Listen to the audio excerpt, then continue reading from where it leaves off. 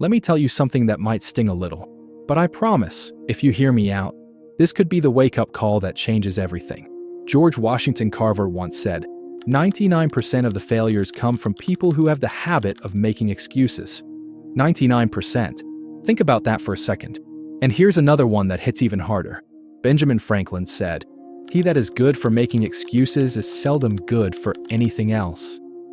Ouch, right? But here's the uncomfortable question I need you to ask yourself right now.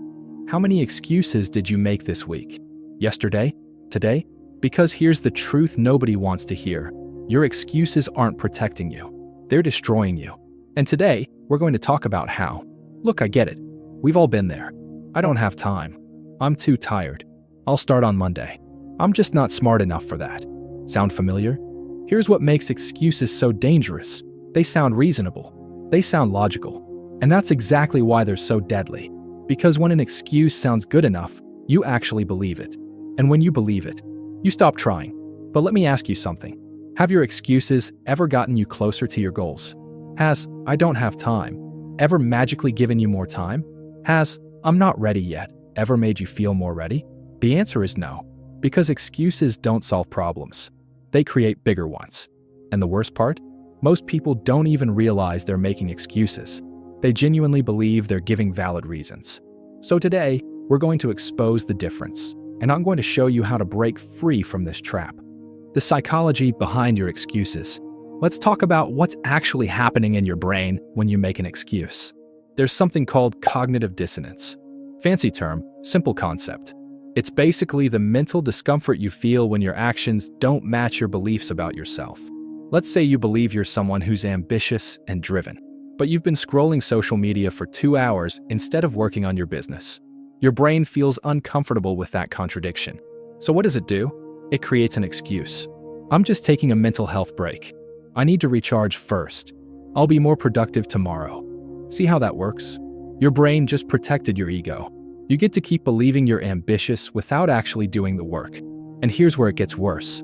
There's research on something called learned helplessness. Scientists discovered that when people are repeatedly exposed to situations they can't control, 66% of them develop this condition where they just give up. They stop trying. They believe nothing they do matters. And guess what becomes their best friend? Excuses. Why bother? It never works out for me anyway. Bad things always happen to me. This is just my life. And here's the devastating part. Learned helplessness increases your risk of depression by 20 to 35%. Your excuses aren't just holding you back. They're literally affecting your mental health. So ask yourself, are you making excuses or are you making progress? Because you can't do both. The real cost of your excuses. Let me get real with you for a second. Every excuse you make costs you something. And I'm not talking about abstract concepts here. I'm talking about real, tangible losses in your life. Your excuses cost you opportunities. That business idea you never started because you didn't have money, someone else started it with less. That skill you never learned because you weren't smart enough, someone half as intelligent as you mastered it through repetition. Your excuses cost you relationships. When you constantly make excuses, people stop believing in you. Worse, you stop believing in yourself. Your excuses cost you time. And time is the one thing you can never get back.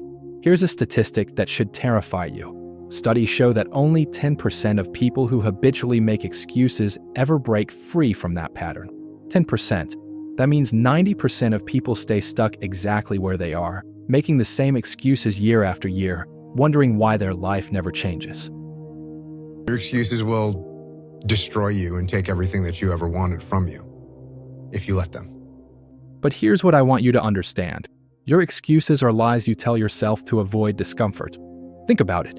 When you say, "I don't have time," what you're really saying is, "This isn't a priority for me." And that's okay, but own it. Don't hide behind an excuse.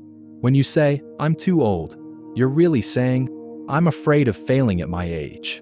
But Colonel Sanders started KFC at 61. Ray Kroc bought McDonald's at 53. Vera Wang entered fashion at 40. Your age isn't the problem. Your excuses. As Jordan Belfort said, the only thing standing between you and your goal is the story you keep telling yourself as to why you can't achieve it. Read that again. The story you keep telling yourself. Your excuses are just stories, and you're the author. So why are you writing a tragedy when you could be writing a success story? How to break free from excuses. Alright, so now you're probably thinking, okay, I get it. My excuses are holding me back. But how do I stop? I'm going to give you 3 powerful shifts that can change everything. Shift number 1. Change I can't to I choose not to. This is massive. Listen carefully. When you say, I can't go to the gym, you're positioning yourself as a victim. But when you say, I choose not to go to the gym, suddenly you're in control. And here's what happens. Your brain hates admitting you're choosing failure, so it pushes you to make better choices. Try it right now with your biggest excuse. See how different it feels. Shift number 2. Replace but with so. Most excuses live in the word but. I want to start a business, but I don't have money. That but is killing your dreams. Change it. I want to start a business, so I'm going to start with what I have and figure out the rest as I go. See the difference? But is a dead end. So is a bridge to solutions. Shift number 3. Take radical responsibility. This is the hardest one, but it's the most powerful. Stop blaming your circumstances, your past, your parents, your boss, the economy, your education, your luck. I know life isn't fair. I know some people had it easier than you. But playing the victim doesn't change your reality. Taking responsibility does. Here's a tough question. What if everything in your life right now is a result of your past decisions and actions? What if your excuses are the only thing keeping you stuck? When you take radical responsibility, something incredible happens. You realize you have power. If you created this reality, you can create a different one. The choice you have right now. So here's where we are. You have a choice to make right now. Not tomorrow. Not Monday. Right now. You can keep making excuses and stay exactly where you are. That's comfortable. That's safe. And that's slowly destroying any chance you have at the life you want. Or you can do something different. You can start small. Pick one excuse you make all the time. Just one. And this week, every time that excuse comes up, replace it with action. I don't have time becomes I'll do it for 10 minutes. I'm too tired becomes I'll do it anyway and rest after. I'm not ready becomes I'll start before I'm ready. Because here's what nobody tells you. You don't need to eliminate all your excuses at once. You just need to eliminate one, then another, then another. And 6 months from now, you'll be a completely different person. Look, I know this was a tough conversation. Nobody likes having their excuses called out. But I'm not here to make you feel comfortable.